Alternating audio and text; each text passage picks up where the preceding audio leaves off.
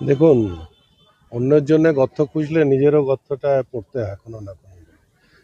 BJP লাফালাফি করছে যে এসআইআরে অনেক লোকের নাম বাদ দেবে, সেই ফাঁদে কিন্তু তারা নিজেরাও পড়বে। এখন তো আর হাতে নাম লেখা হচ্ছে না, কাটা হচ্ছে না, সফটওয়্যারের মাধ্যমে হচ্ছে।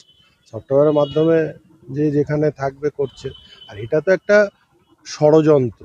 এই এসআইআরটা একটা প্রি প্ল্যান্ড একটা ষড়যন্ত্র। কিভাবে? যে 1.5 কোটি লোকের নাম কাটতে হবে।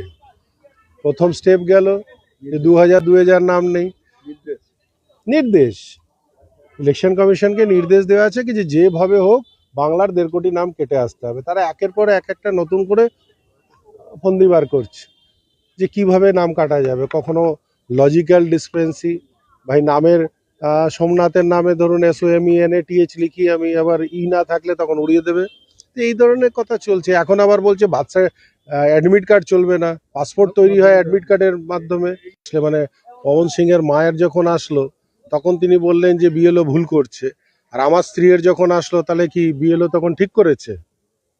আপনার স্ত্রী কেন এসেছে? দিয়েছে, হিয়ারিং এ ডেকেছে, যাবে, হিয়ারিং এর নোটিশ পাঠিয়েছে। হ্যাঁ, নিশ্চয়ই যাবেন, ডকুমেন্টস আছে, দেখাবে। দেখুন, আমার ফ্যামিলির মধ্যে আমার বাবা, আমার দুটো সিস্টার আছে, কারো হিয়ারিং এর জন্য ডাকা হয়নি, শুধু আমার মার জন্য ডাকা হয়েছে। মা দেখুন আপনার লেটার পেয়েছে হিয়ারিং এর জন্য, ওখানে নিয়ে গেছে। ওর যা যেরকম প্রসেস আছে হিয়ারিং জন্য ও সব কিছু ফলো করেছেন। কিন্তু আমি একটাই বুঝতে পারিনি যে মাকে কেন ডেকেছে। তো আমার অ্যাপ্রুভাল হয়ে গেছে, বাবা অ্যাপ্রুভাল হয়ে গেছে, আমার দুটো সিস্টার আছে, সবাই অ্যাপ্রুভাল হয়ে গেছে, তো মাকে কেন ডাউটের মধ্যে রেখেছে? ভুল তো কিছু ছিল না ওর। আমি জানি না, এ তো ভালো করে বিএলও বলতে পারে এ ব্যাপারকে কি কেন ডেকেছে, ইলেকশন কমিশন অফ ইন্ডিয়া বলতে পারবে। লেকিন যখন আমার ক্লিয়ার আছে, আমার ডকুমেন্টের মধ্যে আমার মাও নাম আছে, বাবার ডকুমেন্ট মধ্যে আমার মাও নাম আছে, তো সবাই ডকুমেন্টের মধ্যে যখন আছে, ফির মাকে কেন ডাউটফুলি রেখেছে? হিয়ারিং মিন্স কি হয় কি যার ডকুমেন্ট ক্লিয়ার নেই, মিন্স এখানে এই দেশের নাগরিক নেই, ওর মধ্যে কিছু ডকুমেন্ট মিন্স রিকোয়ার্ড ডকুমেন্ট যে ফুলফিল করতে পারেনি, ওর জন্য আপনি নিশ্চয়ই ডেকেছেন। তো আমার মায়ের তো সবাই ডকুমেন্ট আছে। নিত্যদিনের সঙ্গী সকাল থেকে রাত, রাধিকা ড্রেস হাউস। মানুষ পৃথিবীতে আসার ঠিক পরেই তার নিত্যদিনের সব থেকে প্রয়োজনীয় জিনিস কি জানেন? কি বলুন তো? যাকে ছাড়া আমাদের প্রকৃত পরিচয় তৈরি হয় না, যাকে ছাড়া আমাদের নিজস্ব আলাদা করে পরিচয় তৈরি হওয়া কখনোই সম্ভব নয়। রানাঘাটে তৈরি হয়েছে আপনাদের একদম মনের মতো, ঠিক দেখলেই মনে হয় আমাদের আলমারির অন্দরসজ্জায় থাকলে খুবই মনোমুগ্ধকর হবে।